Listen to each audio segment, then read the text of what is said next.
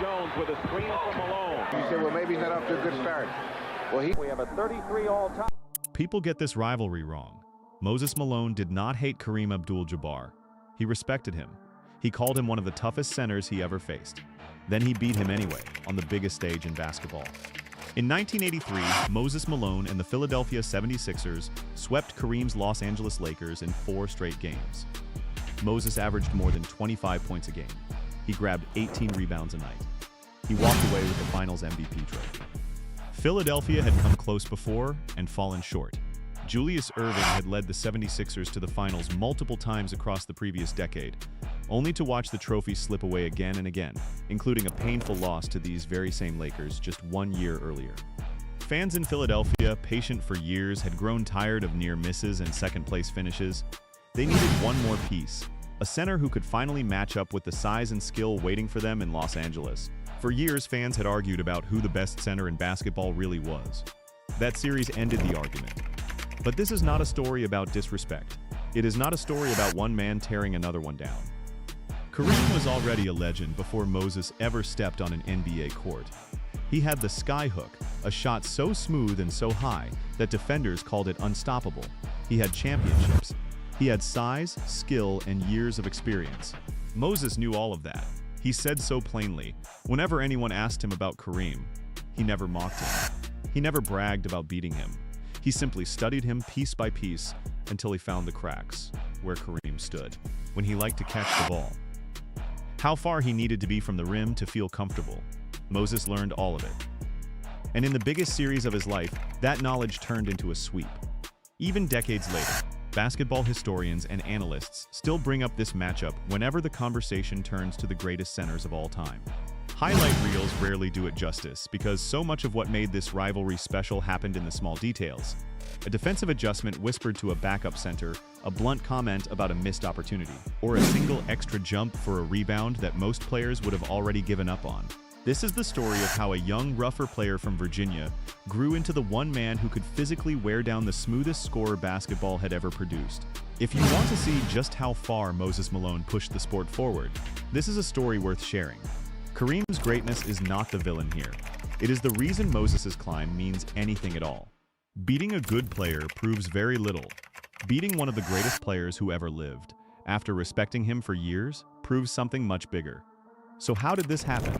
How did a center who once looked overmatched against Kareem become the same center who dismantled him on the sport's biggest stage? To answer that, we have to go back to the beginning, back to 1976, when Moses was still finding his footing and Kareem was already a king. By the late 1970s, the center position was the heart of professional basketball. Whoever controlled the middle of the floor usually controlled the game. Kareem Abdul-Jabbar had grown up in New York City and became a champion at UCLA before turning professional. He won titles early with Milwaukee, then carried that same dominance to Los Angeles, where he became the anchor of a new Lakers team built around speed and flash. Moses Malone came from a completely different path. He grew up in Petersburg, Virginia, and became such a dominant high school player that he skipped college entirely, signing straight out of high school with the Utah Stars of the old ABA. When the ABA folded into the NBA, Moses eventually landed with the Houston Rockets, a young, hungry center with something to prove against a league full of established stars. When Moses Malone entered professional basketball, he did something almost nobody had done before. He jumped straight from high school into the pros. He was young, strong, and still raw. Kareem Abdul-Jabbar, by contrast, was already one of the most complete players in the game.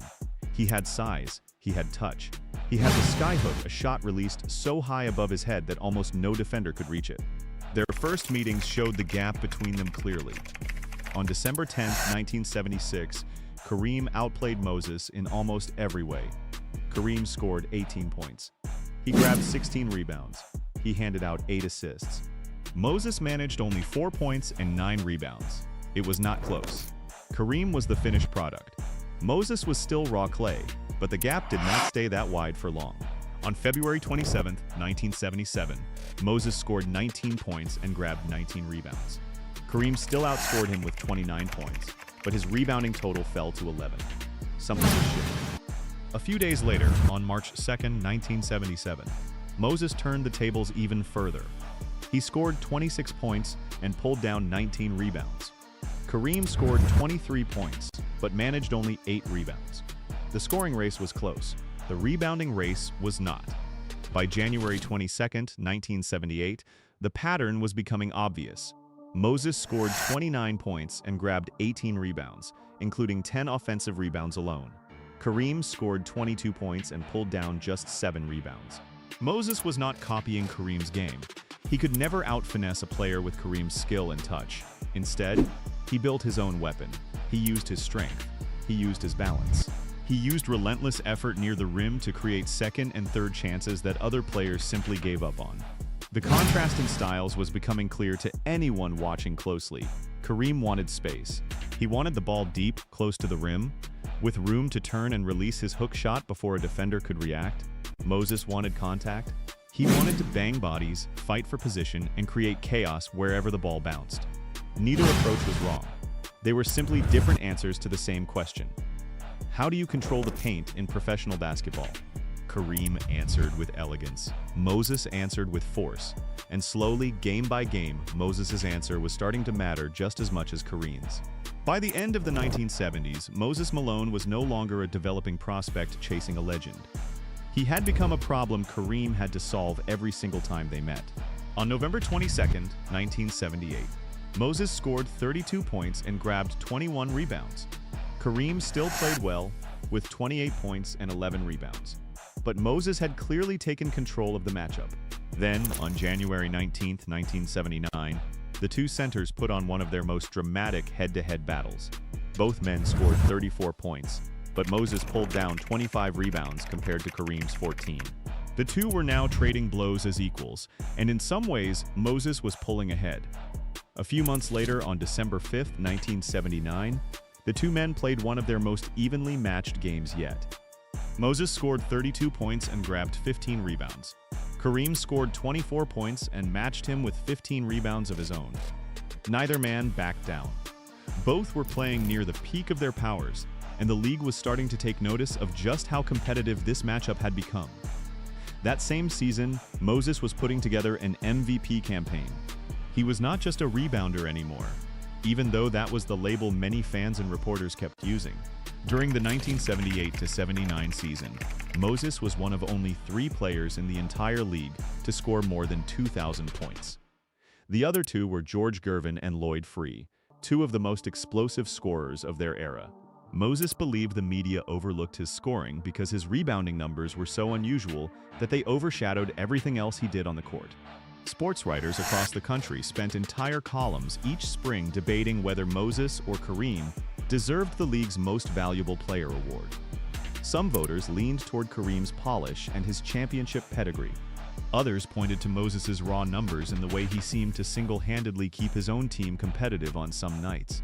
Neither side was entirely wrong, and the debate itself became part of what made their rivalry so compelling to fans who followed the league closely. Moses had a name for his personal territory near the basket. He called it the rack. Down at the rack, Moses played a style nobody else quite matched. He would tip his own missed shots against the backboard again and again, keeping the ball alive just long enough that taller defenders could not simply reach up and take it away. It looked chaotic from the stands, but it was not chaos at all. It was a plan built on timing, angles, and pure stamina. When Moses won his first MVP award in 1979, he joked that he never expected to lead the league in rebounding, adding that he got plenty of help because his own teammates missed so many shots for him to chase down. That kind of humor hid something important. Moses' rebounding was not blind hustle, it was a calculated skill. He read where a shot was likely to bounce. He understood angles better than almost anyone else on the floor, and every single one of those extra jumps chipped away at the height advantage that finesse centers, including Kareem, usually relied on to control a game. Teammates and opposing players alike described a level of stamina that seemed almost unnatural.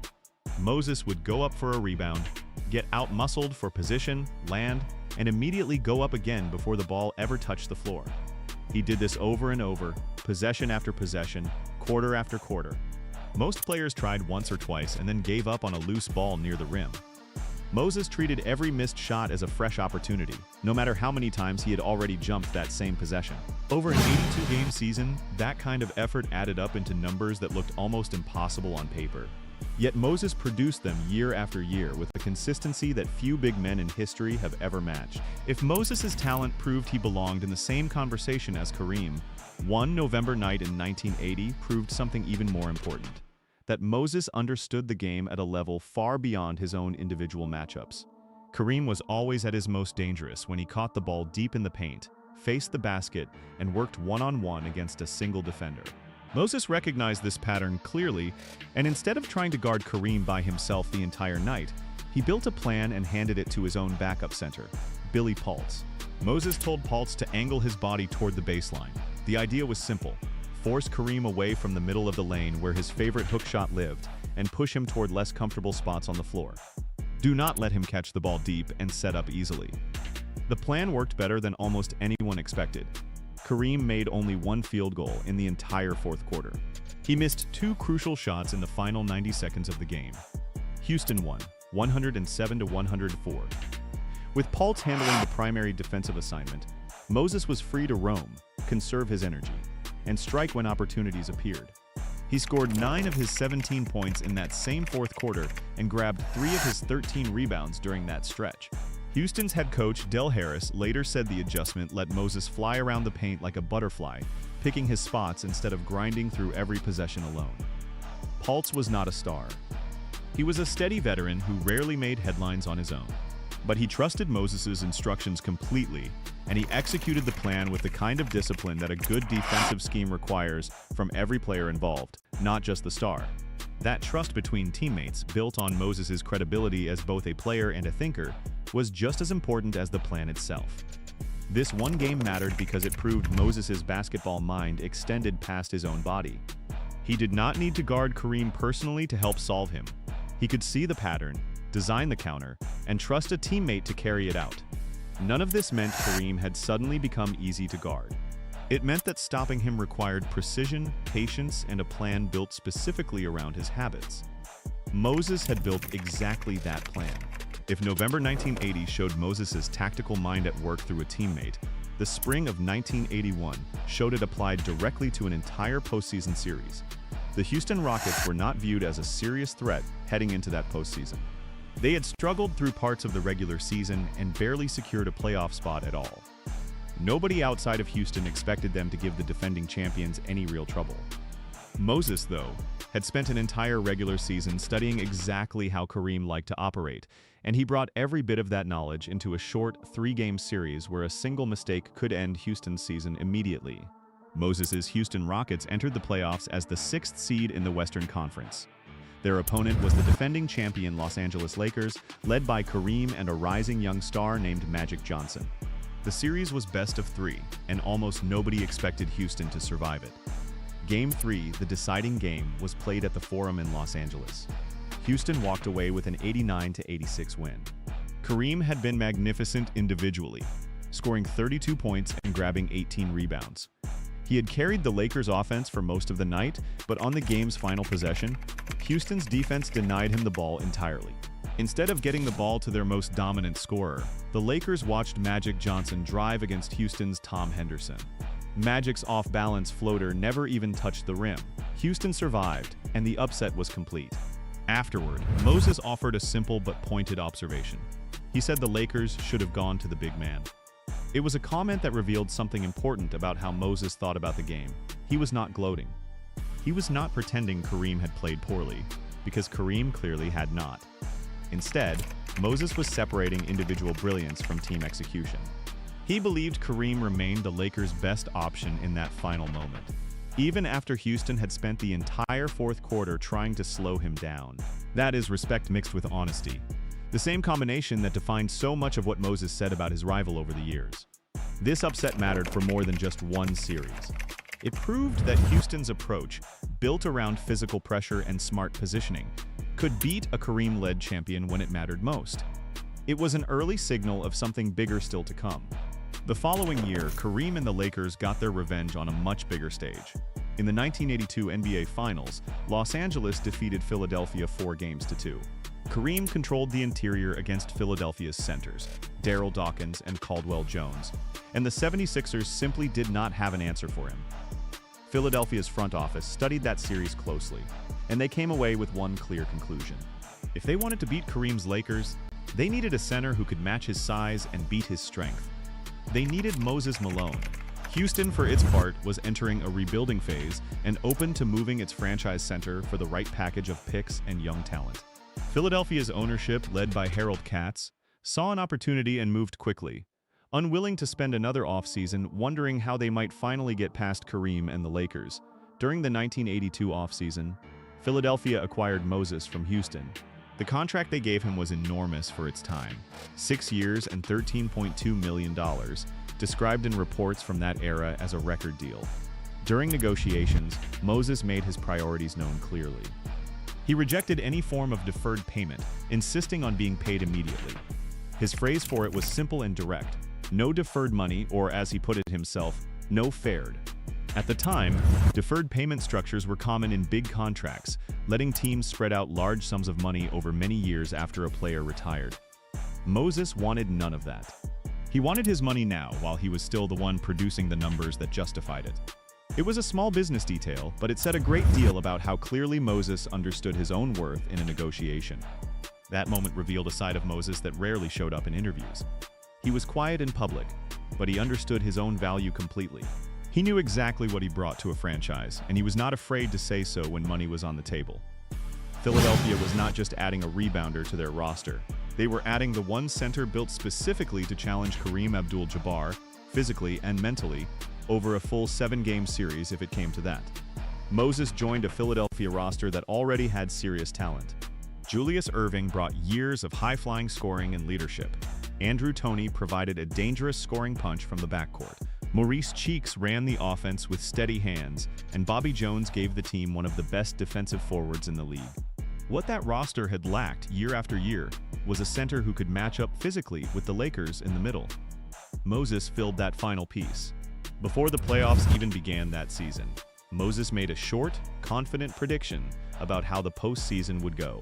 Asked to describe Philadelphia's path through 3 rounds, he answered simply, "Foe," his own shorthand for sweeping every series 4-0. Philadelphia did not sweep every round exactly as predicted. But the phrase captured the mindset Moses brought into that season. He did not just want to win, he wanted to dominate. To understand why Moses gave Kareem so much trouble, you have to understand how differently their bodies and their games were built. Kareem stood at 7 feet tall, with smooth coordination, soft touch, and footwork that had been refined since his high school days in New York City. His signature move, the skyhook, was released so high above his head that it was almost impossible for a defender to block, no matter how tall they were. Moses built his game on a completely different foundation. After jumping straight from high school into professional basketball, he grew into a frame of roughly 260 pounds. He played with a lower center of gravity, using leverage and strength instead of height and touch. Where Kareem wanted a clean, uncontested look at the rim, Moses thrived on contact, unpredictable rebounds, and constant physical pressure. The skyhook itself had a long history by the time Moses faced it. Kareem developed the shot back in high school in New York City, long before he ever set foot in the NBA. He refined it further after the NCAA banned the dunk in 1967, a rule that pushed him to find another unstoppable way to score close to the basket. By the time he reached the pros, the skyhook was already considered one of the most reliable shots the sport had ever seen. Very few players in history ever found a consistent way to slow it down. The Lakers around Kareem had changed too. By the early 1980s, Los Angeles had built the fast, flashy style fans came to call Showtime. Magic Johnson pushed the pace in transition. Pat Riley coached the team with growing confidence, and the Lakers surrounded Kareem with shooters and athletes who could finish plays in the open floor. Kareem was no longer the entire offense by himself. He was the steady anchor underneath a team built for speed. That made him more efficient in many games, but it also meant that any center who could slow him down in the half-court took away one of the team's most reliable weapons. Numbers from the 1982-83 postseason help explain exactly how this played out. During that playoff run, Kareem made 50% of his tracked skyhook attempts, producing an efficient 1.06 points per possession. Against a leaner defender like Portland's Wayne Cooper, that number climbed even higher. Kareem made 63% of his skyhooks against Cooper, generating 1.39 points per possession. Against more physical centers like Artis Gilmore and Moses himself, that shot became far less comfortable. Moses' method for disrupting Kareem was simple to describe but difficult to execute. He tried to push Kareem farther away from the basket than he wanted to be. He tried to change the distance and angle of every attempted skyhook. Instead of waiting to react once Kareem began his shooting motion, Moses tried to anticipate the release point itself, jumping early to meet the ball near its highest point instead of chasing it late. Former NBA player Paul Mokeski once explained the difference between guarding the two centers. Kareem's goal on any given possession was fairly easy to predict, since defenders knew he wanted to reach his preferred spot for the skyhook. Moses, by contrast, was far harder to read. He might shoot miss on purpose or by accident, jump again, recover his own miss, and either score or draw a foul, all within the same possession. Other physical centers around the league, like Artis Gilmore and Robert Parrish, gave Kareem similar trouble, using some of the same principles Moses relied on: strength, positioning, and a willingness to fight for every inch of space near the rim. But few players combined that physical approach with Moses' scoring touch and his sheer volume of rebounds. Coaches around the league began to take notice, and front offices increasingly searched for centers who could offer both size and relentless effort, rather than finesse and shooting touch alone, hoping to find their own version of the problem Moses had created for Kareem. In many ways, Moses' success against Kareem helped reshape how front offices valued the center position for years afterward. By this point in their careers, both men were firmly part of the conversation about the league's best center. Moses won 3 separate MVP awards between 1979 and 1983. Kareem, meanwhile, was already established as the league's dominant big man, with championships and individual accolades built up over more than a decade. Their meetings had become something bigger than one game, or even one season. They represented 2 completely different ideas about how a center could control a basketball game, and neither idea was wrong. Moses' style was simply and unusually effective against Kareem specifically. All of this build-up led to the moment that defined both of their careers forever: the 1983 NBA Finals. Moses had completely transformed Philadelphia's roster from the moment he arrived. The 76ers finished the regular season with a record of 65 wins and only 17 losses. Waiting for them in the finals were the defending champion Lakers, led once again by Kareem Abdul-Jabbar. The series opened in Los Angeles, where Philadelphia stole home court advantage away from the defending champions almost immediately. From the very first game, Moses set the tone. He crashed the boards on both ends of the floor, refusing to let a single missed shot simply end a possession. When the series shifted to Philadelphia, the crowd at the Spectrum sensed something historic building in front of them. Fans who had waded through years of near misses watched Moses control the paint with a physical style the building had rarely seen against a champion of Kareem's caliber. Every offensive rebound brought the crowd to its feet, not because the shot itself was spectacular, but because everyone in the building understood exactly what those extra possessions meant for the outcome of the series. The pattern was already locked in by then. The Lakers could not find a way to keep Moses off the offensive glass, and every extra possession created seemed to matter more as the games went on. Los Angeles tried different looks, different rotations, and different ways of fronting the post, but nothing changed the outcome. Philadelphia did not just beat Los Angeles. They swept them, 4-0, and Moses walked away with the Finals MVP trophy. The statistics from that series tell a story of complete and total interior domination. Moses averaged 25.8 points per game across the series. Kareem averaged 23.5 points. It was close in scoring, with Moses holding a slight edge while carrying an enormous defensive and rebounding workload at the same time. The rebounding numbers were not close at all. Moses averaged 18 rebounds per game across the series. Kareem averaged just 7.5. Moses collected 27 offensive rebounds across the 4 games, giving Philadelphia extra possessions that Los Angeles simply could not stop. Consider this: Kareem's entire rebounding total for the series was 30. Moses' offensive rebounds alone, the ones he grabbed off of missed shots on his own team's end, nearly matched Kareem's entire rebounding output for both ends of the floor combined. On the defensive glass, the gap was just as striking. Moses pulled down 45 defensive rebounds across the series. Kareem managed 25. Every one of those defensive rebounds ended a Lakers possession outright, killing any hope of an offensive rebound or a second chance putback. Every one of them denied Los Angeles a second chance to get back into a game they desperately needed. Kareem still held one clear advantage on that specific defensive end of the floor. He averaged 2.3 blocks per game across the series compared to Moses's 1.5. He remained a serious threat at the rim, but shot blocking alone could not offset the sheer volume of possessions. Moses was controlling elsewhere on the floor. Add it all up, and Moses won the total rebounding battle across the series by a count of 72-30. That gap remains one of the most lopsided rebounding differences in the history of the NBA Finals. Every extra possession Moses created for his team and every possession he ended for the Lakers chipped away at Los Angeles' ability to run their fast-paced offense the way they wanted to. Philadelphia's head coach, Billy Cunningham, said plainly that Moses was the defining factor in how the series played out. None of this happened because Kareem suddenly forgot how to play basketball. He still scored efficiently. He still protected the rim at a high level. He remained one of the greatest offensive weapons the sport had ever produced. But across 4 straight games, Moses controlled more of the floor than Kareem could recover. Philadelphia did not just win the series.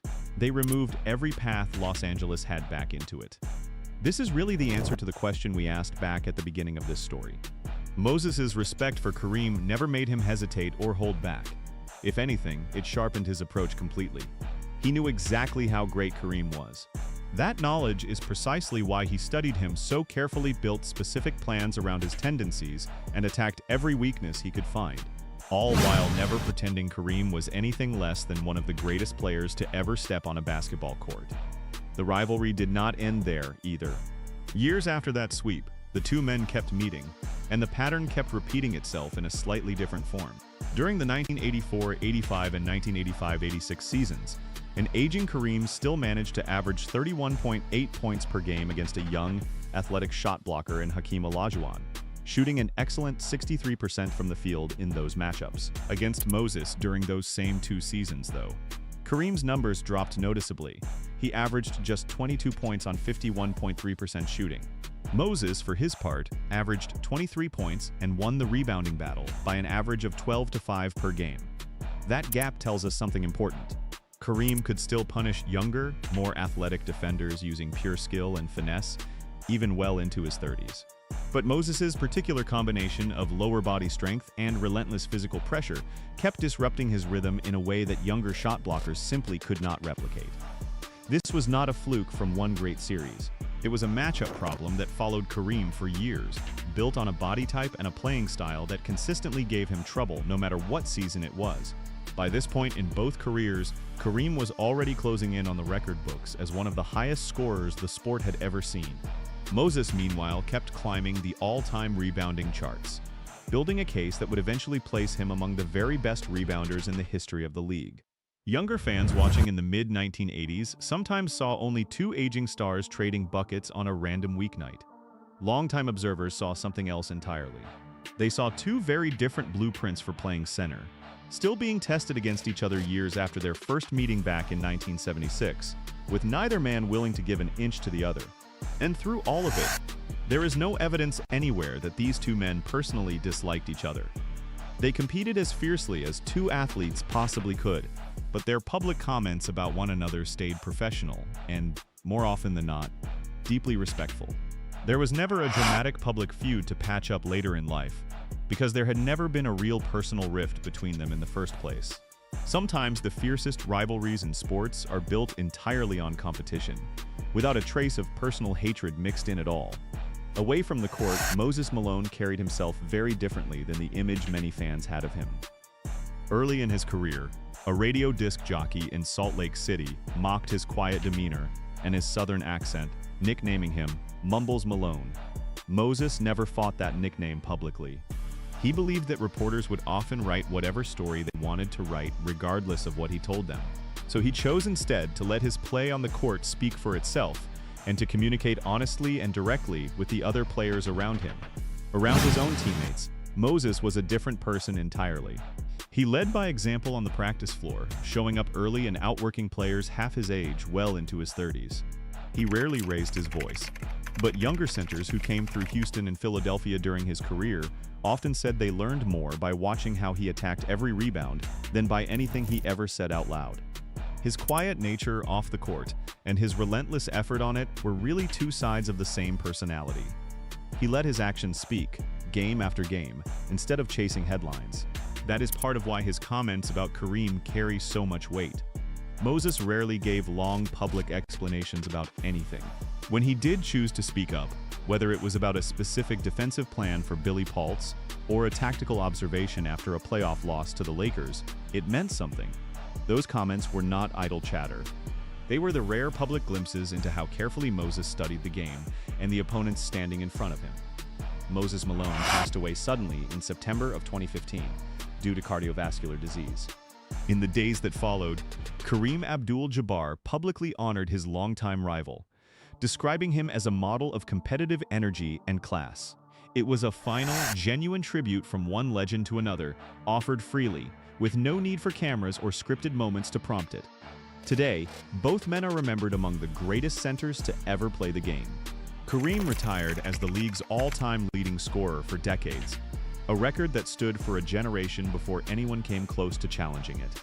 Moses retired as one of the most feared rebounders the sport has ever produced, a three-time MVP whose relentless motor changed how teams thought about effort near the rim. Fans who watched them battle through the late 70s and into the mid-80s often say the rivalry taught them something about competition itself. Two players can push each other to their absolute limits, night after night, series after series, without ever needing to turn that competition into something bitter or personal. Neither man needed to diminish the other to build his own legacy. Their careers simply happened to intersect at the perfect moment, in an era when the center position decided championships and their 13 overlapping seasons gave basketball one of its richest, most respectful rivalries. Coaches still reference their matchups when teaching young big men about positioning, patience, and the value of a single extra effort play. Broadcasters still bring up the 1983 sweep whenever a modern center puts together a dominant rebounding performance on a big stage, using Moses' example as the standard almost everyone else gets measured against. There is a lesson in that for anyone who studies competition at the highest level. Respecting an opponent and defeating that opponent are not opposites. Sometimes they are exactly the same process. Moses never needed to convince himself that Kareem was overrated or beatable through wishful thinking. He needed to understand precisely why Kareem was so good, and then find the one combination of strength, timing, and effort that could offset it. That approach took years to fully develop. It cost him plenty of lopsided losses along the way, especially in those very first meetings back in 1976, when Kareem's experience and polish simply overwhelmed a younger, rawer opponent who had not yet found his footing at the professional level. But patience, repetition, and honest self-assessment eventually produced one of the most complete individual performances in finals history. In the end, Moses Malone's greatness was never built on tearing Kareem Abdul-Jabbar down. It was built on the opposite approach entirely. He understood exactly how great Kareem was. He respected the size of the challenge, standing in front of him every single time they met on the court. And through years of study, physical growth, and relentless effort, he became the one center strong enough, smart enough, and prepared enough to beat him when it mattered most.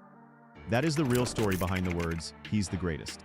Moses believed it about Kareem completely right up until the moment he proved on the sport's biggest stage that he could stand right beside him as an equal, and on that one unforgettable night in June of 1983, even a step ahead of him. I should have seen this thing coming, man. But this is WrestleMania. Well, I want a piece, yes, There goes the DDT. Hulk Hogan was, for a long stretch of the 20th century, the single biggest attraction in professional wrestling. He sold out arenas, carried pay-per-view buy rates on his back, and turned a niche regional business into something close to a mainstream American institution. Nobody seriously disputes that his drawing power was real, or that it reshaped how wrestling companies operated. But that same drawing power gave him something else: leverage. Over 4 decades, Hogan built close relationships with the executives who ran WWF and later WCW.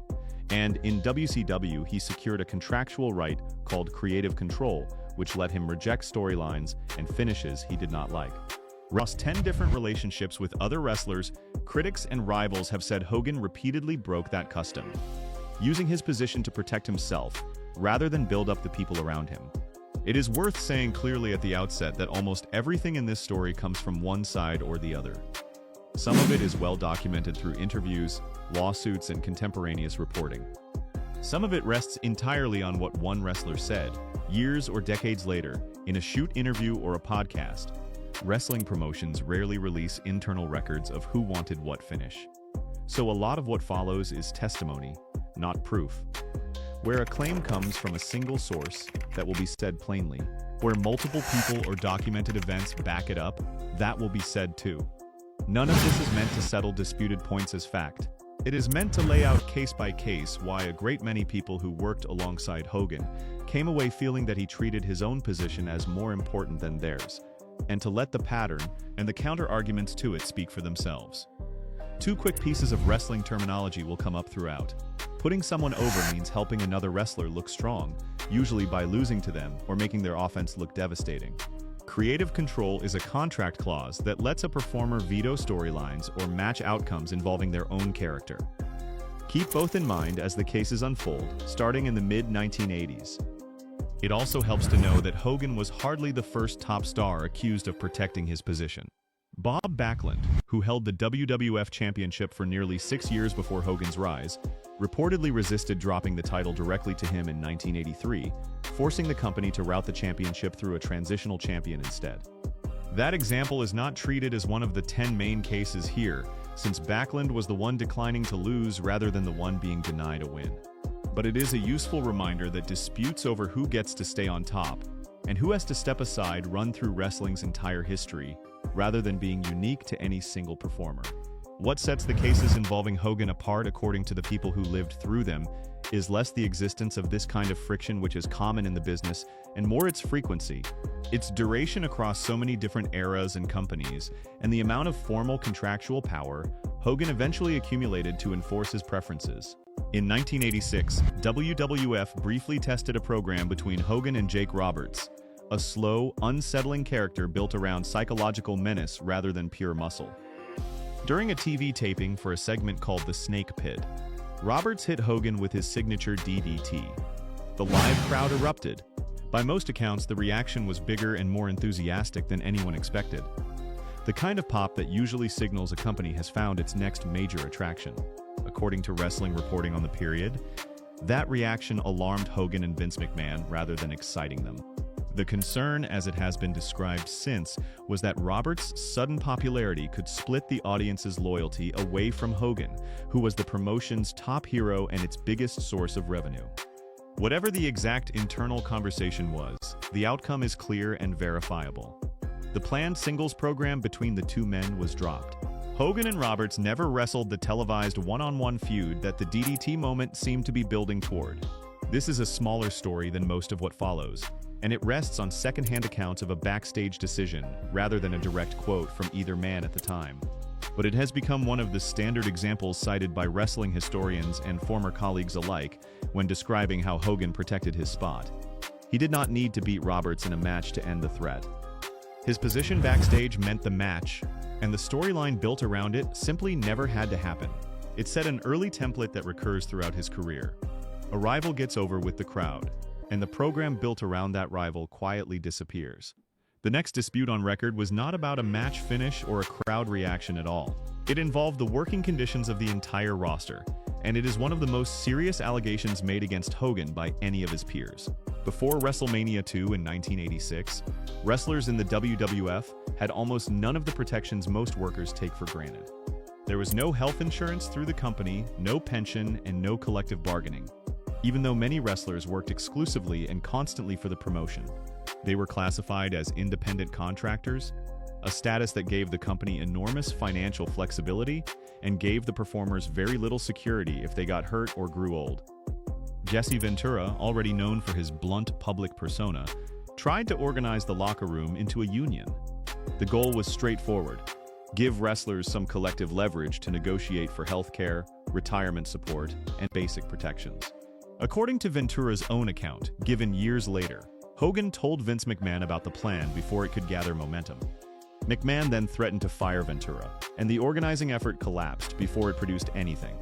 Ventura says he did not find out that Hogan had been the one who told McMahon until years afterward, during a legal deposition unrelated to the union itself. Once he learned it, he was blunt in his public reaction, calling Hogan a narcissist and, more bluntly, a rat. Ventura has argued that Hogan had a direct financial motive to sink the union. As the company's top draw, Hogan earned far more than the rest of the roster, and by some accounts his WrestleMania 3 payout alone exceeded what the remaining wrestlers were paid combined. A union, in Ventura's telling, would have redistributed leverage away from the very small number of stars at the top, Hogan foremost among them, and toward the broader roster. It is important to be careful here about what is proven and what is one man's characterization of another man's motive. Ventura's account of the informing itself has never been seriously disputed by Hogan or anyone else with direct knowledge of the events, and the union effort's collapse is well documented. What cannot be proven from the outside is exactly why Hogan did what he did. Ventura says it was self-interest. It is also possible, though Ventura himself has never granted this reading much credit, that Hogan believed he was protecting his relationship with management for reasons that felt, to him, more complicated than simple greed. What is not really in dispute is the effect. A serious attempt at collective bargaining for wrestlers died in its early stages, and the industry's independent contractor model, with all the risk that model places on performers rather than promotions, persisted largely unchanged for decades afterward. This dispute mattered in a different way than a canceled feud.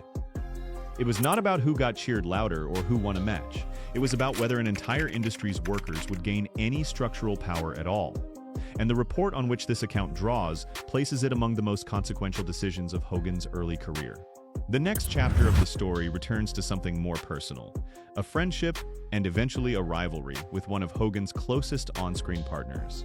Hogan and Randy Savage formed one of the most successful on-screen partnerships wrestling has ever produced, a tag team known as the Mega Powers, whose chemistry drew huge business for both WWF and the wider industry. None of what follows erases that. Their matches together and their teased breakup storyline are still remembered as some of the best sustained storytelling of that era. The tension between them was real, but so was the success they built together, and it is worth holding both of those facts at once. Behind the scenes, the relationship was reportedly far more strained than it looked on television. Savage is said to have resented Hogan over what he saw as boundary crossing, involving Miss Elizabeth, who was Savage's manager, and, for a period, his wife. Savage also reportedly felt that his own championship reigns were consistently overshadowed by Hogan's presence, even in stretches where Savage held the WWF World Championship. The promotion's TV storylines tended to keep circling back to Hogan as the central figure. That meant Savage could be the reigning champion and still feel, by several accounts, like the second most important man in his own storyline. Their on-screen work reflected some of this. The Mega Powers storyline itself, built around jealousy, a shared manager, and an eventual betrayal, mirrored real tension that existed off-camera, which is part of why it worked so well as drama. That is a case where the industry's habit of blurring real feelings into scripted storylines makes it genuinely hard to say where the performance ends and the resentment begins. The strain between the two men lingered for years, through the rest of both of their careers. According to accounts from people close to both men, they reconciled to some degree before Savage's death in 2011, which softened, without erasing, the years of distance between them. The point of this case is not that Hogan and Savage lacked mutual respect entirely, since their sustained collaborative success argues against that reading. The criticism leveled at Hogan here is narrower, that his backstage influence made it difficult for Savage to be treated as a true equal, even during the stretches when Savage was, by the actual championship record, the guy on top. From jealousy between two established headliners, the pattern shifts to something with higher stakes for a younger performer. A case where a young star's trust in Hogan was damaged early in his career, in a way that reportedly never fully recovered. Onto it. It was a landmark moment for a performer who would go on to become one of the most respected figures in wrestling history. What happened afterward is the part in dispute. According to reporting on the incident and to The Undertaker's own later account, Hogan claimed backstage that the pile driver had badly hurt his neck. He is described as acting as though he had suffered a serious injury, even asking that his family be contacted. For a young performer who took, and still takes, enormous pride in working safely and protecting the people he wrestles, an accusation like that landed as a serious professional threat. If believed, it could have meant The Undertaker had genuinely hurt a legend through carelessness, early in a career that depended on being trusted with dangerous moves. The Undertaker later reviewed video of the move himself. By his own account, the footage showed Hogan's head staying clear of both the mat and the chair by several inches, not making the kind of contact that would explain a serious neck injury. When The Undertaker raised this with Hogan directly, Hogan is reported to have changed his explanation, saying instead that the hold itself had been so tight that his neck became jammed even without direct impact. Over time, The Undertaker came to believe that the injury complaint had been less about genuine harm and more about setting up a quick return of the title. That is what happened next. Hogan won the championship back 1 week later at an event called This Tuesday in Texas. The Undertaker's professional trust in Hogan reportedly never fully recovered, and the two are said to have kept a notable distance from each other for years afterward. It is worth being precise about what this section is and is not claiming. Nobody, including The Undertaker, has produced medical records proving Hogan was uninjured. What exists is one man's account of reviewing tape and concluding, after the fact, that the injury did not match what he had seen with his own eyes, paired with Hogan's own shifting explanation of what had happened. That combination is why the story has stuck as an example of backstage self-protection rather than an honest medical dispute. The distrust that started here would resurface in a much more public and much higher stakes form 2 years later, as the company tried to hand its top spot to a new generation of stars. By 1993, WWF was trying to move past its 80s-era stars and build around a younger group of wrestlers it branded the New Generation. Bret Hart, known for his technical style and long track record, was positioned as the face of that shift. At WrestleMania 9 that year, Hart lost the WWF Championship to Yokozuna after outside interference during the match. Almost immediately afterward, Hogan came out, challenged Yokozuna on the spot, and won the championship himself in a match that lasted under a minute. Hart has said in interviews and documentaries over the years that this sequence was arranged specifically to make both him and Yokozuna look weak while making Hogan look dominant by comparison. According to Hart, Hogan had promised both him and Vince McMahon that he would return the favor soon after, by losing the title to Hart at that year's King of the Ring event, that would have completed a clean transfer of the championship from the old guard to the new generation Hart represented. That planned title change did not happen. Hart has said Hogan told McMahon directly that he did not view Hart as being on the same level as a box office attraction, and that this was why Hogan would not do the job for him. Instead of losing to Hart, Hogan dropped the title back to Yokozuna at King of the Ring, in a chaotic finish that involved a ringside camera rigged to produce a fireball. Shortly after, Hogan left the company. For Hart, the anger over this sequence lasted decades. He has repeatedly criticized Hogan's backstage political influence and business decisions in shoot interviews, documentaries, and his own memoir. And the dispute became one of the most frequently cited examples in wrestling media of Hogan blocking a clear succession plan. The deeper issue here goes beyond one man's hurt feelings, real as those feelings clearly were. The WWF was actively trying to signal a changing of the guard in 1993, moving its top spot from the previous decade's biggest star to a new one. A direct Hogan to Hart title change would have been about as clean a signal of that transition as the business could produce. Instead, the title bounced back to Yokozuna through a convoluted finish, and Hart, who by his own account had been promised the moment, ended up without it. Whether Hogan's stated reasoning to McMahon was really about box office concerns, or about something more personal, is something only the two men involved can say for certain, and Hogan has offered his own, more sympathetic version of events at various points over the years. But the outcome, a stalled transition and a permanently damaged relationship between two of the era's biggest names, is not in dispute. From WWF's succession struggles, the story moves to WCW, where Hogan later gained an even more formal and explicit form of power, a contractual right to reject finishes he did not like. In 2000, WCW was trying to build a group of younger wrestlers under the banner of the New Blood, an effort to shift the company's focus away from its aging main event roster. Billy Kidman, a smaller cruiserweight known more for high-flying moves than main event presence, was put into a high-profile program with Hogan. The idea on paper was straightforward. Working closely with wrestling's biggest star should lend Kidman some of that credibility, the kind of rub that has helped elevate rising stars throughout wrestling history. Instead, according to multiple accounts from the period, Hogan publicly undercut Kidman rather than building him up. In a radio appearance promoting the feud, Hogan said Kidman could not draw flies at a flea market, a blunt public dismissal of exactly the kind of drawing power the storyline was supposed to be building. Inside the ring, Hogan dominated most of the physical exchanges between them. When Kidman did win, the finishes typically involved outside interference or weapons, which made his victories look like lucky breaks rather than earned wins over a legitimate top star. The pattern here is a useful illustration of a point that comes up throughout this story. Simply standing next to a big star is not the same as actually being elevated by one. A younger wrestler also needs to look credible, to win clean when it matters, and to be spoken about respectfully in public. Public insults undercut the first of those, and heavily protected finishes undercut the second. Reporting on the feud has generally treated it as an example of Hogan damaging a younger performer's standing rather than raising it. Though it is worth noting Kidman's cruiserweight career had its own separate trajectory, and this feud was only one chapter of it.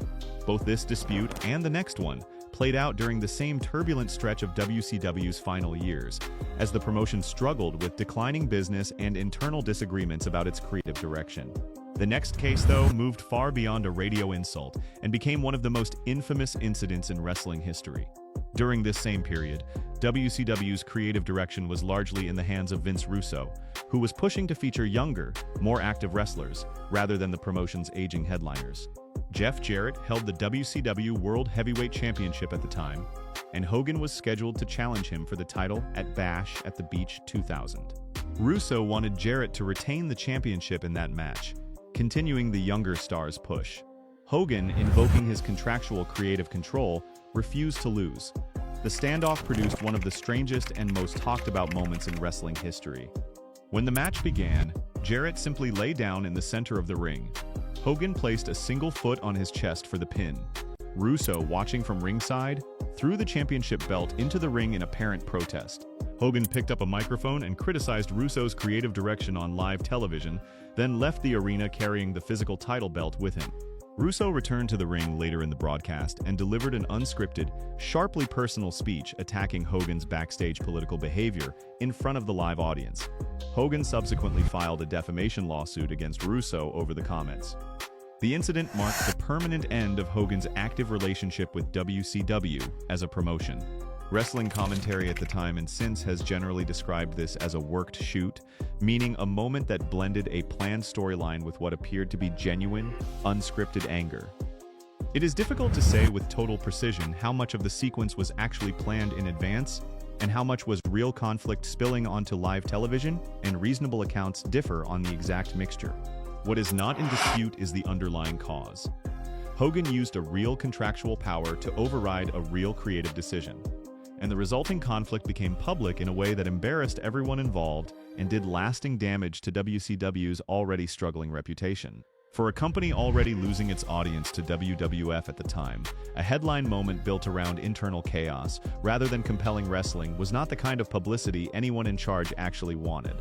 Hogan's reputation for backstage political conflict followed him even after he left WCW behind, resurfacing years later in a very different context. A much-anticipated dream match against one of WWE's most respected performers. At SummerSlam 2005, WWE promoted a dream match between Hogan and Shawn Michaels, framed as a meeting between two of the industry's biggest names from different generations. The original plan, according to reporting on the build-up, reportedly involved more than one match, with the two men trading victories before a final match settled the rivalry for good. The kind of extended program that tends to draw sustained business rather than a single one-off event. As the event approached, Hogan reportedly stepped back from the planned rematches, agreeing to work only the SummerSlam match itself and requiring that he win that one match cleanly. Michaels' response, once the bell rang, became one of the more talked-about performances of his career. He wildly and visibly exaggerated the impact of Hogan's fairly basic offense, flying dramatically around the ring and selling simple moves as though they were devastating. Some observers at the time and since have read this as a pointed, if silent, protest against the backstage decision that had shrunk the planned program down to one match with a predetermined winner. Hogan won the match by pinfall as planned, but Michaels' performance had the effect of making the backstage disagreement visible to the viewing audience, even without either man saying anything about it directly. And the match has been remembered since largely for that subtext rather than for the wrestling itself. Accounts differ on how deliberate Michaels' choices were in the moment, versus how much was simply him working hard within the match he had been given. And it is fair to note, this event rests more on interpretation of a performance than on a documented backstage statement from either man. 1 year later, a similar question, whether Hogan would use his position to help build up a future star, came up again, this time with a rising performer whose entire on-screen character was built around defeating legends like him. In 2006, Randy Orton was wrestling under the nickname The Legend Killer, a character built entirely around defeating aging, celebrated veterans to establish himself as the future of the company. At SummerSlam that year, WWE booked him against Hogan, who by then was working a part-time schedule. On paper, the logical outcome seemed obvious. Orton beats the legend and the character's whole premise gets a marquee validation. That is not what happened. According to reporting on the match, Hogan cited ongoing knee problems and said he could not commit to a longer program or take certain physical risks in the ring. He also insisted on winning the match cleanly rather than losing to Orton or even working toward a future rematch. Hogan pinned Orton after his signature leg drop and left the company not long afterward. Critics at the time, and in retrospective coverage, have argued that the outcome did little to serve WWE's longer-term interests. Orton lost a high-profile opportunity to defeat the single most famous legend closely associated with his entire character concept, at a moment when that victory would have meant the most. It is worth being careful about the scope of this claim. Nothing here suggests one match derailed Orton's career, which continued for many more years at a high level. The criticism is narrower and more specific, that the match represented a missed opportunity to meaningfully build momentum for a rising star, and that Hogan's insistence on winning whatever the medical justification behind it prioritized his own unbeaten record over the company's stated long-term plans for its next generation of headliners. The pattern that runs through these cases did not stay confined to WWE and WCW. It followed Hogan into his later career as well, eventually producing consequences that went beyond wrestling storylines entirely. Scott Steiner's problems with Hogan began during their shared time in WCW and grew significantly worse years later, when both were connected to TNA in the early 2010s. Hogan and Eric Bischoff joined TNA with the stated goal of raising the promotion's national profile. Steiner and several other veteran wrestlers reportedly believed that the two men were drawing large salaries while reducing opportunities for TNA's homegrown talent, and objected specifically to members of Hogan's family receiving television time and storylines. After leaving TNA, Steiner began publicly and aggressively criticizing Hogan and Bischoff in interviews and media appearances, extending his comments to Hogan's daughter Brooke as well. Unlike most of the earlier disputes described here, this one moved beyond wrestling interviews and storylines into real-life confrontation. Steiner reportedly had a direct confrontation with Hogan's wife at an airport, an incident serious enough that police became involved and legal threats followed. In 2015, WWE barred Steiner from attending that year's Hall of Fame ceremony at Hogan's request, a decision that made clear how far the dispute had moved from ordinary professional friction towards something closer to a genuine personal security concern. This case is different in kind from most of the others in this list. It is less about a canceled push or a disputed match finish, and more about how years of accumulated professional resentment, when it does not get resolved, can eventually spill over into real-world conflict that has nothing to do with wrestling storylines at all. It also stands as the clearest example here of a dispute that both sides actively participated in escalating, rather than one side simply absorbing a decision made by the other. 10 different relationships, spanning 4 decades and 2 major promotions, point toward variations on the same underlying tension. Before drawing conclusions, it is worth pausing to weigh this pattern against the strongest counter-arguments, because a fair account has to include them. Hogan has never had the same platform in this particular telling that his critics have had, and several points in his defense deserve real weight. First, professional wrestling in the 80s and 90s operated under a business model that actively rewarded exactly the behavior described here. Promoters wanted a single dominant hero who could carry live gates and pay-per-view, buys almost single-handedly, and they built entire business strategies around protecting that person's aura of invincibility. Vince McMahon, not Hogan alone, made many of the decisions that kept Hogan on top, because doing so was profitable for the company. Viewed this way, Hogan was not purely an individual actor bending a fair system to his will.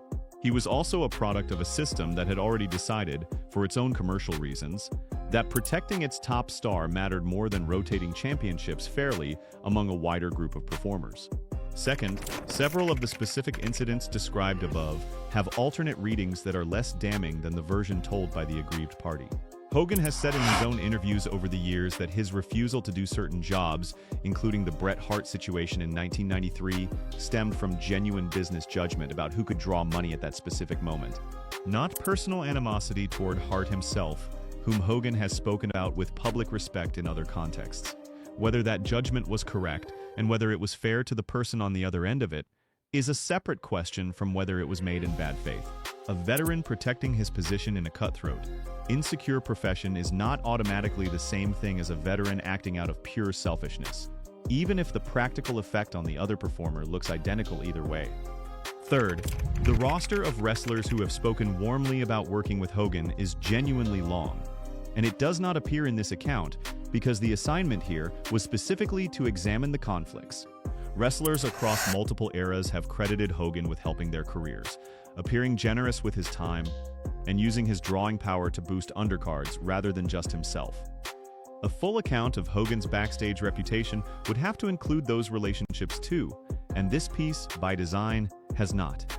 Finally, it is worth being honest that a significant portion of the material behind these 10 stories comes from fan forums, wrestling news aggregator sites, and secondhand retellings of interviews rather than from primary, on-the-record sources close to events as they happened. Some claims, like Ventura's account of the Union informing, are well corroborated across multiple retellings over many years and have never seriously been disputed. Others, like the exact backstage motivations behind the Shawn Michaels match or the precise planning behind the Jarrett incident, rest more heavily on interpretation. And reasonable people who followed these events closely have disagreed about how much weight to give them. This is a broader problem with wrestling history generally, not something unique to Hogan's story. The business has always operated with a thin, blurry line between scripted performance and genuine personal conflict, and its participants have every incentive to shade their own later retellings in whatever direction makes them look best. Whether that means casting themselves as a wronged party or downplaying a decision that did not age well. Shoot interviews, the format where wrestlers speak candidly outside of character, are themselves a kind of performance, recorded years after the fact, often for a paying audience that wants a good story. None of that makes the recurring accounts assembled here worthless, since a pattern repeated independently by many different people across many different years does carry real evidentiary weight. But it does mean this should be read as a well-supported argument rather than as a courtroom verdict. And viewers who want to reach their own conclusions are encouraged to seek out Hogan's own interviews and autobiographies alongside the critical accounts summarized above. None of that erases the pattern, though. Taken individually, each of these 10 cases could be explained away as an isolated business decision, a personality clash, or a disputed memory shaped by years of resentment. Taken together, a shape does start to emerge. Rising or established talents who threatened Hogan's position at the top, whether through crowd reaction championship status or a storyline built around defeating him, repeatedly found their momentum stalled at the exact moment. It would have cost Hogan something to let it continue.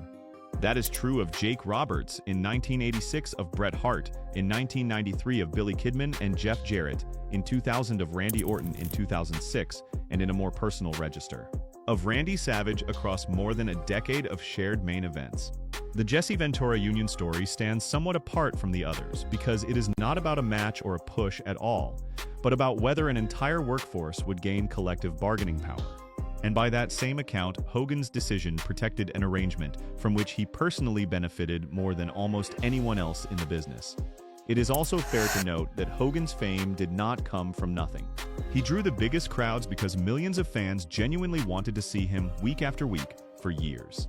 That kind of drawing power is rare, and the companies that employed him built their entire business strategies around protecting it, sometimes with his encouragement and sometimes, it seems from these accounts, at his direct insistence. The uncomfortable truth sitting underneath all 10 of these stories is that the same commercial force that made Hogan valuable to wrestling promotions also gave him the leverage to make choices that, according to the people on the other side of them, repeatedly came at somebody else's expense. Wrestling depends on new stars getting created over and over, as older ones age out or move on. That process only works if the wrestlers on top are willing to eventually hand something over. Whether it is a championship, a clean win, or simply a storyline that lets somebody else look like the most dangerous person in the room. The accounts gathered here spanning Jake Roberts, Jesse Ventura, Randy Savage, The Undertaker, Bret Hart, Billy Kidman, Jeff Jarrett, Shawn Michaels, Randy Orton, and Scott Steiner describe a wrestler who very often chose not to do that, and who used a rare combination of drawing power and backstage influence to make sure the choice was his to make in the first place. Whether that behavior amounted to ordinary, understandable self-preservation in a genuinely brutal and insecure business, or something closer to a pattern of self-interested politics that damaged colleagues, and in the case of the union effort, an entire workforce, is ultimately a judgment call that reasonable people can and do disagree about. What is not really disputable is that an unusually large number of Hogan's peers across 4 decades and multiple companies came away from working with him feeling the same basic thing: that his position at the top mattered more to him than helping build whoever might have come next. And yet none of that changes the other half of the story either. Whatever anyone concludes about how he used his power, Hulk Hogan's fame reshaped an entire industry, introduced professional wrestling to audiences who had never paid attention to it before, and turned a niche regional business into a genuine piece of American pop culture. Both of those things can be true, and probably are true at the same time. Wrestling has never been especially good at holding complicated legacies gently, but Hogan's may require exactly that. He is remembered fairly as one of the biggest stars the business has ever produced. He is also remembered by a striking number of the people who shared a locker room with him as someone who was not always willing to share the spotlight that made him famous in the first place. We heard from the Ultimate Warrior. I told you not to worry. And it worked brilliantly. Roddy thinks about that, as a matter of fact. Rick Rude was one of wrestling's toughest men, but I hate his guts, is the kind of claim now tied to the enemies he left behind. That line sounds like something Rude might have said. It sounds like a quote pulled straight from a locker room, but no tape, no diary, and no interview proves he ever said it, and no verified list of 10 names exists in his own words. What does exist is something more interesting. Real fights, real grudges, real backstage stories that have followed Rude for decades, long after his death in 1999. This video pulls those stories together and puts them in order, so you can see how the myth of the list grew out of things that actually happened. That's just one single night in November of 1997. Rick Rude appears on a taped episode of WWF Raw. At the very same hour, he walks out live on WCW Monday Nitro, wearing the same outfit from earlier that day. Fans watching both channels at once realize something is very wrong. Raw was not live at all. It had been recorded in advance, and Rude had just proven it, live, on a rival network. That single stunt embarrassed Vince McMahon badly during the most competitive stretch of the entire Monday Night Wars. It also told the wrestling world exactly how angry Rude was after what had happened weeks earlier in Montreal. We are not ready to explain that anger yet. That story comes later, in full. For now, just remember the image. A man willing to blow up live television to make a point. To see how Rude became that man, the story has to go back before the bright tights, before the national fame, and before anyone backstage wanted to test him. Richard Irwin Rude was born in St. Peter, Minnesota, and grew up around Minneapolis. He went to Robbinsdale High School, a school that also produced several other future wrestlers. In 1982, he broke into professional wrestling after training under Eddie Sharkey. Before that, he worked as a bouncer at a rough Minneapolis bar called Grandma B's, standing alongside future stars like Road Warrior Animal, Road Warrior Hawk, and Scott Norton. He competed in arm wrestling contests. He trained as a Golden Gloves boxer. None of this was for show. Long before he ever stepped into a wrestling ring, Rude had already proven he could handle himself in a real fight. On television, Rude played a vain, arrogant character who insulted crowds and mocked husbands sitting in the audience. Backstage, people described someone almost opposite: a loyal friend, a protective family man, a devoted husband who reportedly taped his wedding ring to his finger so it would not fall off during matches. That contrast, an over-the-top villain on camera and a disciplined, old-school man behind the curtain, is the seed that grew into every myth that followed him. His loyalty and his discipline were real, without question, but his personal code also gave him permission to judge people harshly. When Rude believed someone had crossed a line, he rarely let it go with a simple conversation. He often answered with threats, public embarrassment, physical force, or complete rejection. In wrestling's older locker rooms, there was no human resources department and no formal system for handling disputes. Instead, certain dangerous, respected veterans policed the room themselves. Rude became one of those men. What follows are the 10 conflicts, real disputes, and real reported friction that built his reputation as an enforcer and eventually got twisted into a fake internet list. It helps to define that term plainly before moving forward. A locker room enforcer was not an official job title, and no promotion ever printed it on a contract. It simply described a wrestler tough enough and respected enough that other performers adjusted their behavior around him without needing to be told twice. Being the enforcer came with real influence backstage, but it also came with the temptation to use that influence far more often and far more harshly than the situation actually required. The chronological list begins in Memphis in 1984, inside the Continental Wrestling Association. Rude worked there under manager Jimmy Hart, and he found himself in a major feud with Jerry Lawler. Lawler was not just the top star of the territory, he was also a co-owner, which meant he had real control over creative decisions and over how money moved through the promotion. According to reports from that era, Rude quickly grew frustrated. He believed outside talent, wrestlers who were not local stars like Lawler, could be underpaid and pushed down the card to protect Lawler's position at the top. He disliked being told that he owed automatic respect to a man simply because that man also signed the checks and wrote the shows. This is where the negative pattern in Rude's story begins to show itself. His suspicion of promoters may have had some real basis. Territorial wrestling in the 1980s was famous for shady deals and unequal pay. But this early experience also helped form a habit that would follow Rude for the rest of his career. Instead of accepting that a local star and co-owner like Lawler simply had different responsibilities than a touring wrestler, Rude appears to have filtered the entire situation through a personal lens. Any decision that did not benefit him got labeled as proof of a corrupt system. This early resentment hardened into a belief that respect had to be earned strictly on Rude's own terms, no matter who was signing his checks. It is a pattern worth watching closely, because it shows up again and again throughout Rude's career, in situations that had almost nothing to do with money or territory politics at all. Once he decided a system was unfair, he rarely revisited that judgment, even when circumstances changed or when the people involved had legitimate reasons for the decisions they made. Rude's problems were not only with promoters and territory owners, though. Sometimes the tension came from the very people standing right next to him inside the ring, the partners he was supposed to trust the most during an actual live match. Early in that same Memphis run, Rude teamed up with the massive King Kong Bundy. The pair actually found success together, winning the AWA Southern Tag Team Championship as a unit, but the partnership did not last. It broke down into a real in-ring feud, and reports from the time suggest genuine professional distance remained between the two men for years afterward. Rude's reported complaint was simple.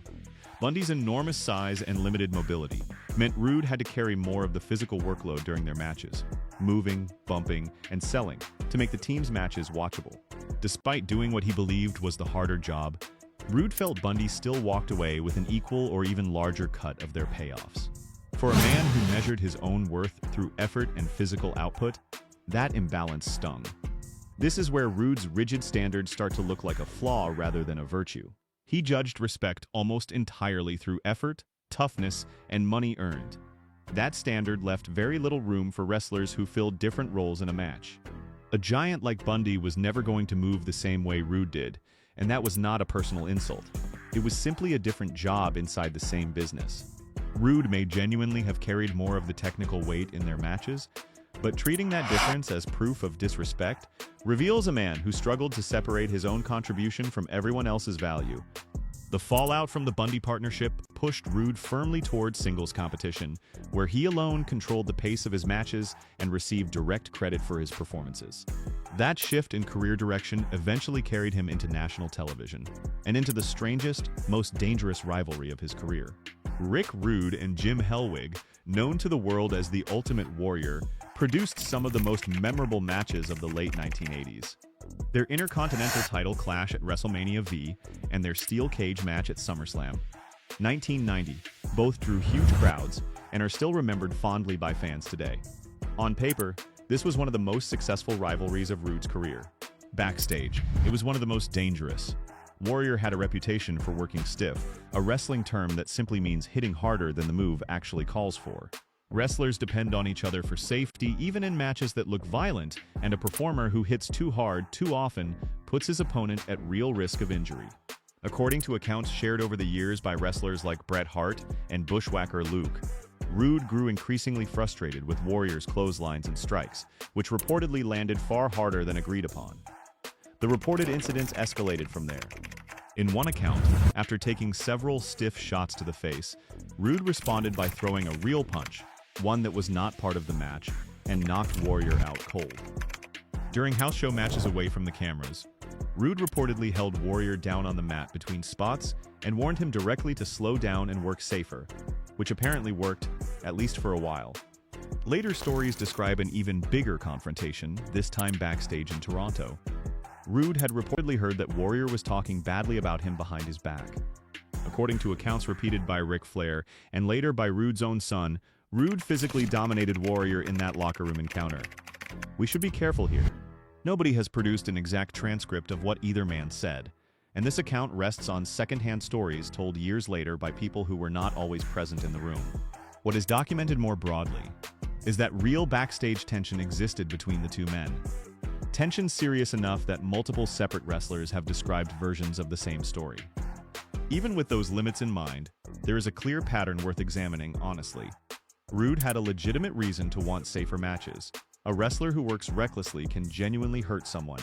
But Rude's answer to that problem was not a formal complaint, and it was not simply refusing to work with Warrior again. His answer was violence delivered personally and intimidation delivered directly. He effectively became judge, jury, and punishment all at once. That response may well have made Warrior work safer in the short term, but it also reinforced a culture backstage where the most physically dangerous man in the room got to decide the rules for everyone else, whether or not anyone in charge had approved it. None of this excuses Warrior's reported recklessness in the ring. The point is narrower than that. Rude answered one form of danger with another form of danger, and wrestling's old locker room culture treated that as completely normal. It also says something about the era itself. In many territories and companies during this period, there was no outside authority a wrestler could turn to if a scene partner worked too rough. Complaints rarely went to a supervisor or a safety officer, because those roles barely existed in any meaningful way. Instead, the responsibility for keeping the locker room safe fell to whichever veteran was tough enough and respected enough to make the point stick. Rude fit that role almost perfectly, which is exactly why his name kept coming up whenever people discussed Warrior's more dangerous habits. The system rewarded him for stepping in, even when the way he stepped in caused its own kind of harm. Warrior tested Rude inside the ring. Hulk Hogan's name entered the story for a different reason. The fight people remember is the one that never happened. Rick Rude spent years as one of the WWF's top villains during the 1980s. Hulk Hogan spent those same years as the company's single biggest hero. On paper, the two of them looked like an obvious main event pairing, two enormous physiques and two larger-than-life personas. Yet the two men never had a long major singles program together. That absence stands out, especially since the WWF regularly matched Hogan against nearly every other major heel of that era. Backstage rumors have long claimed that Hogan avoided working with Rude on purpose. One version of the theory suggests Hogan preferred opponents he could control, both politically and physically, inside the storylines. Rude's real fighting background and his reputation as a genuinely dangerous man may have made him feel like a riskier choice for a top star used to calling his own shots. A second version of the rumor points to appearance. Rude's physique was famously chiseled and defined, and some backstage observers believe that standing next to him might have made Hogan's bulkier, less defined look suffer by comparison. His more polished technical work in the ring might have highlighted Hogan's more limited in-ring style as well. There is a real counter-argument here that deserves equal weight. Some wrestling historians believe there was no personal avoidance involved at all. WWF booking during that era regularly paired Hogan with monstrous, oversized opponents rather than chiseled athletic villains, and Rude was kept anchored in the Intercontinental title picture for most of his run. A missing program does not automatically prove fear, and it does not automatically prove hatred either. It may simply reflect how the company chose to use its roster. Still, it is worth asking why this particular rumor survived so long and spread so widely. Part of the answer sits with Rude himself. In that sense, the mythology around Hogan avoiding him actually helped build Rude's own legend, even in the absence of solid proof. It also fits a broader pattern seen throughout this story. Rude rarely got the benefit of the doubt applied to ordinary business decisions. A missing program, a distant relationship, or a quiet booking choice almost always got reinterpreted by someone somewhere as proof of Rude's dangerous reputation. Some of that reputation was earned honestly through documented conflicts. Some of it, like the Hogan rumor, simply grew because Rude's real behavior made almost any story about him sound believable. We should not treat Hogan's supposed fear as an established fact. What we can say is that the missing rivalry became one more piece of the puzzle that modern content creators eventually folded into their fictional lists. Rick Rude and Lex Luger crossed paths across several major promotions over the years, and on the surface, the two men looked similar. Both had chiseled, bodybuilder physiques that helped define their entire careers. But their backstage identities were reportedly very different. According to reports from wrestlers around them, Rude viewed Luger mainly as someone who had been pushed to the top of the industry because of his looks, rather than through technical skill or genuine in-ring understanding. He reportedly questioned how deep Luger's ring psychology really went, and he disliked what he saw as Luger's close alignment with powerful decision-makers backstage. That tension only grew later in WCW, where the locker room became sharply divided into different social and political groups. Rude reportedly aligned himself with wrestlers he considered traditional, hardworking, and deserving of respect. Luger, meanwhile, moved comfortably within the promotion's main event power structure. According to backstage reports, the two men largely operated in separate circles rather than clashing directly. There is an uncomfortable inconsistency worth pointing out here. Rude's own body and striking appearance were massive parts of his own success and his own drawing power. Yet he reportedly dismissed Luger for benefiting from very similar physical gifts.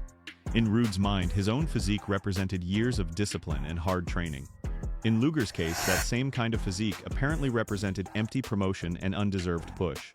Rude wanted credit for his own effort, while denying that same possibility to a rival with a similar look.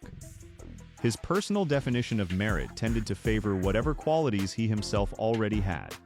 None of this proves Luger lacked talent, and the research does not support that claim either. It simply shows how Rude's standards for respect could bend depending on who was being measured. From there, the story moves to Ric Flair, where creative disagreements about how a company should be run mixed together with something far more personal.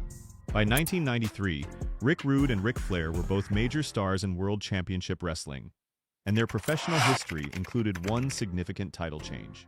Rude defeated Flair for the WCW International World Heavyweight Championship at Fall Brawl 1993, putting two of the promotion's biggest names directly opposite each other.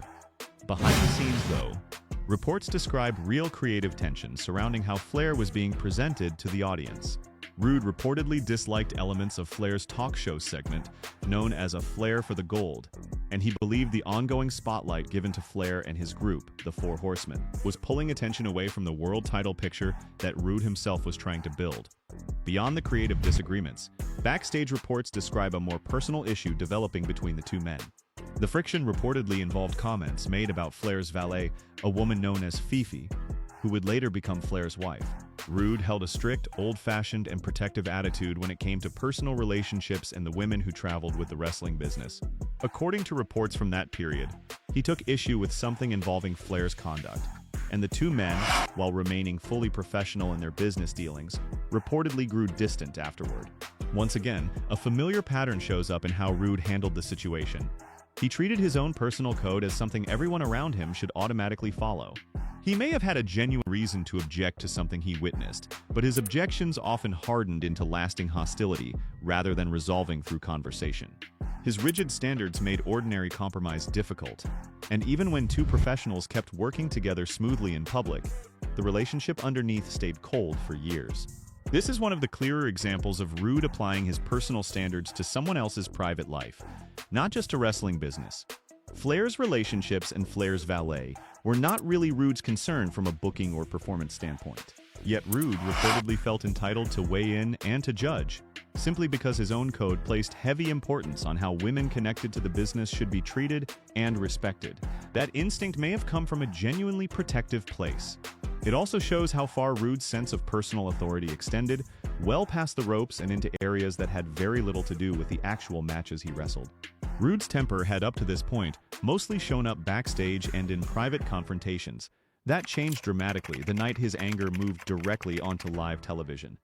In April of 1994, on an episode of WCW Saturday Night, Rick Rude defended his WCW International World Heavyweight Championship against Mark Starr, a respected but lower-card journeyman wrestler. At the time, Rude was already dealing with serious ongoing back problems that would eventually end his career entirely. According to reports, Starr worked the match too snugly, meaning he took small physical liberties that a champion in Rude's condition simply could not tolerate. Something in Rude appeared to snap. He abandoned whatever plan the match had originally called for and struck Starr with real, unmistakable force. What was supposed to be a normal, professionally worked match turned into something closer to a physical punishment, carried out live in front of cameras. It remains one of the clearest, most visible examples of Rude enforcing his own boundaries in real time, rather than simply talking things out afterward. This moment deserves to be examined honestly rather than excused as simple old-school toughness. Rude held every advantage in that match. He was the reigning champion. Starr, by comparison, held far less power and far less job security. Even if Starr genuinely made a mistake in how he worked the bout, Rude's response was not equal to that mistake. He used the ring itself, the live cameras, and his clear physical advantage to send a public warning to a wrestler with a fraction of his standing. This was not simply an old-school code of toughness playing out. It was a form of workplace punishment delivered through real physical pain against someone with far less power to fight back or complain. Injury eventually forced Rude out of full-time in-ring competition. It did not end his willingness to enforce his own rules whenever he felt the need arose. Rude returned to the WWF in 1997, taking on a role as a kind of insurance policy, standing behind the increasingly popular group known as D-Generation X. Around the same time, Brian Armstrong and Billy Gunn were rising through the ranks as the New Age Outlaws, a tag team known for a loud, chaotic, and highly informal in-ring style. That looser, more modern approach sometimes clashed with the older, stricter expectations still held by veterans like Rude. During a match on Raw, Rude delivered his finishing move, the Rude Awakening, on Armstrong with unusually heavy force. According to backstage sources, Rude intended the move as a message, a physical reminder about spacing, safety, and the respect younger performers were expected to show toward veterans in the business. It became yet another example of Rude turning what might have been a simple professional complaint into a direct physical lesson delivered in front of a live crowd. Once again, the same underlying pattern repeats itself. Armstrong was a younger performer, with far less standing and far less power within the company. Rude, simply through seniority and reputation, assumed the right to physically discipline him. This reflected an older wrestling culture that regularly confused seniority with actual authority. Rude likely believed he was protecting professional standards that mattered to him. From another angle, though, he was using real physical pain to demand obedience from someone who had little ability to push back. This same brief WWF return placed Rude directly alongside the group at the center of the promotion's biggest controversy of the decade. Rude appeared publicly alongside Shawn Michaels, Triple H, and Chyna as the original insurance policy for D-Generation X. Behind the scenes, though, he reportedly held a genuine dislike for how Michaels carried himself. Rude believed Michaels received special protection directly from Vince McMahon, protection that let him ignore the normal limits everyone else in the locker room was expected to follow. That underlying tension boiled over completely at Survivor Series in 1997, an event now remembered as the Montreal Screwjob. Rude was close personal friends with Bret Hart, and he held firm respect for the traditional, unwritten trust that was supposed to exist around planned match finishes. When Shawn Michaels became directly involved in the real-life betrayal of Hart that night in Montreal, whatever professional respect Rude still held for him disappeared completely and immediately. Rude's public response to all of this was swift and pointed. He left the WWF entirely, and soon after, he appeared on WCW Monday Nitro there. He directly called Michaels an illegitimate champion, and he mockingly referred to him as the pecan of the WWF rather than its supposed top star. This particular conflict matters for a specific reason. In the documented accounts we have, Rude never actually punched Michaels the way he had physically confronted other men in this story. Instead, he attacked Michaels' legitimacy directly, in public, on national television. He used the platform of a rival network and the embarrassment that came with it as his weapon of choice, and he flatly refused to accept Michaels' championship as something honorably earned. Rude's loyalty to Bret Hart in this moment was genuinely admirable, and his anger at what he saw as clear deception had a real moral foundation behind it. But once again, his personal code left almost no room for any middle ground. In Rude's worldview, a man was either honorable, completely, or he was worthless, completely, with very little space in between those two extremes. That same rigid, all-or-nothing thinking made Rude an incredibly powerful friend to have on your side, and an equally dangerous man to have as your enemy. It is also worth noticing what Rude chose not to do. He did not simply fade away quietly, and he did not confine his anger to private conversations backstage. He picked the most public stage available to him, a rival company's flagship show, and he used it specifically to strip away Michael's credibility in front of the same audience that had just watched the championship change hands. That choice reveals a man who understood exactly how to weaponize public perception, not just physical force, when the situation called for it. The final piece of this specific story belongs to the man Rude, ultimately blamed most directly for allowing and possibly directing the entire betrayal in the first place. The tension between Rick Rude and Vince McMahon actually stretched back years before Montreal ever happened. In the late 1980s, despite already having one of the most defined, chiseled physiques anywhere in the entire wrestling industry, McMahon reportedly pressured Rude to add even more raw size and bulk. Rude resented the idea that pure mass should matter more than genuine conditioning and real athletic ability, and reports suggest McMahon even used Rude's job security as leverage in that argument. That earlier frustration was nothing compared to what happened after Montreal. Rude was physically present in Bret Hart's dressing room when McMahon and several company officials entered the room following the screwjob finish. According to accounts from that night, Rude positioned himself near the door and made clear he did not want Hart placed in any kind of vulnerable or dangerous position, while emotions in that room were running dangerously high. Rude confronted McMahon directly, and he reportedly threatened to walk out of the company entirely over what had just happened. McMahon apparently assumed Rude would never actually give up the financial security that came with a steady WWF contract, and he did not make any serious effort to smooth things over. That assumption turned out to be a mistake. Rude quickly reached out to WCW, and on November 17, 1997, he pulled off the now famous dual network appearance, showing up live on WCW Monday Nitro while a taped episode of Raw aired at the very same exact time that same night. That single moment publicly exposed that Raw was not actually live television, embarrassing the WWF badly right in the middle of its most heated ratings battle with WCW. There is real principle behind Rude's actions here, and it deserves genuine credit. He acted out of loyalty to a friend and real anger at what he viewed as a clear betrayal of trust. At the same time, he also acted with maximum public damage clearly in mind. He did not quietly hand in his resignation behind closed doors. He chose instead to humiliate the company on national television in the most visible way available to him. His calculated response looked less like simple loyalty and more like deliberate, public revenge. Once again, Rude's rigid personal code left absolutely no room for quiet negotiation, once he believed real trust had already been broken beyond repair. The dual network stunt also worked because Rude understood the business side of wrestling almost as well as the physical side. He knew that exposing Raw as pre-taped would do more lasting damage to McMahon's company than any single punch ever could. A physical confrontation would have stayed backstage gossip. A live television stunt became a permanent part of wrestling history, still discussed decades later. That is not the move of a man simply losing his temper. It is the move of a man who thought carefully about how to make his anger count. It is worth remembering that McMahon occupied a very different role than every other name on this list. He was a promoter and a company owner, not simply another wrestler competing for the same spot on the card. And that basic difference in power shaped everything about how this particular conflict played out. All of these separate stories eventually connect back to the same underlying culture that shaped Rude from his very first days in the business. Rick Rude belonged to a specific, fading era of professional wrestling, one where locker rooms mostly governed themselves rather than relying on any formal system of rules. There were no human resources departments backstage in the territories, and there was no official channel for reporting a wrestler who worked too stiff or a promoter who paid unfairly.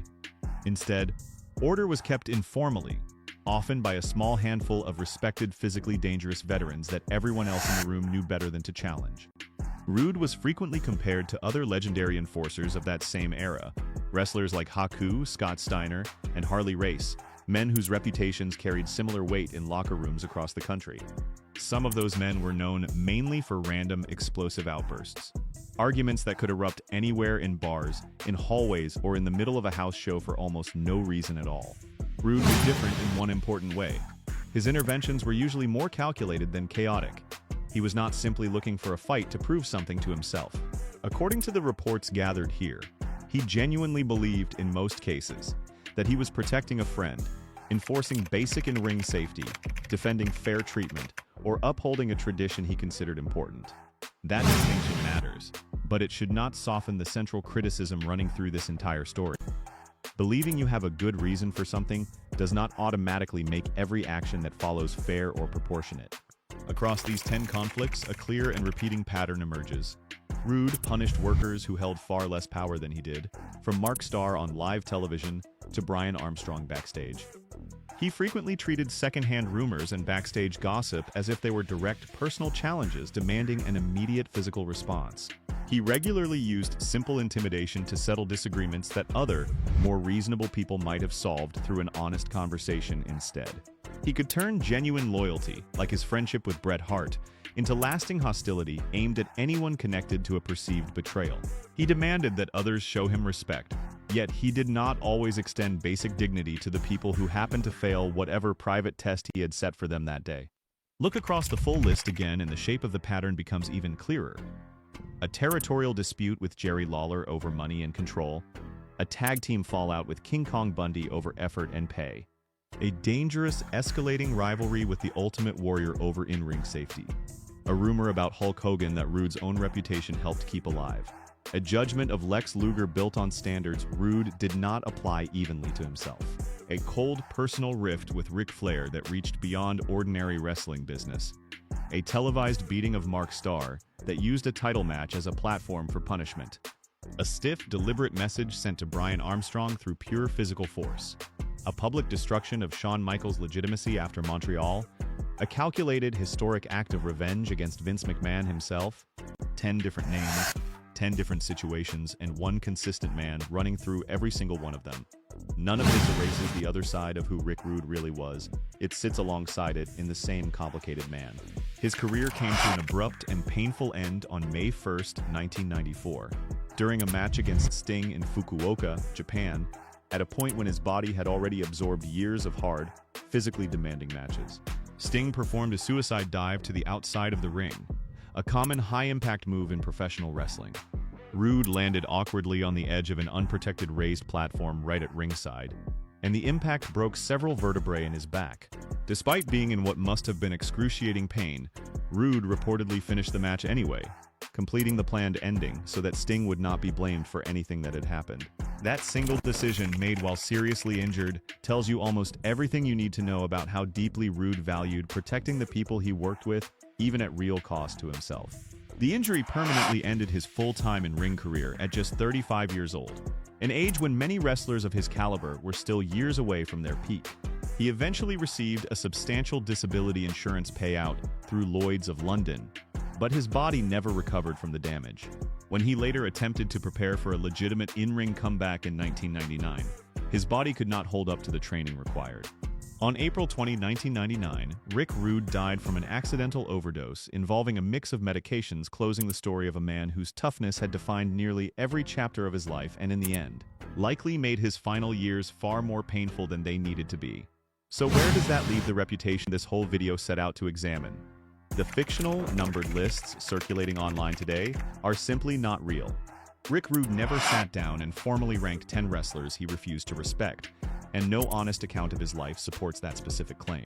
What is real, and what this video has actually walked through, are 10 separate documented conflicts built from reported disputes, secondhand backstage accounts, and persistent stories that have survived because people who were actually there kept repeating them for decades afterward.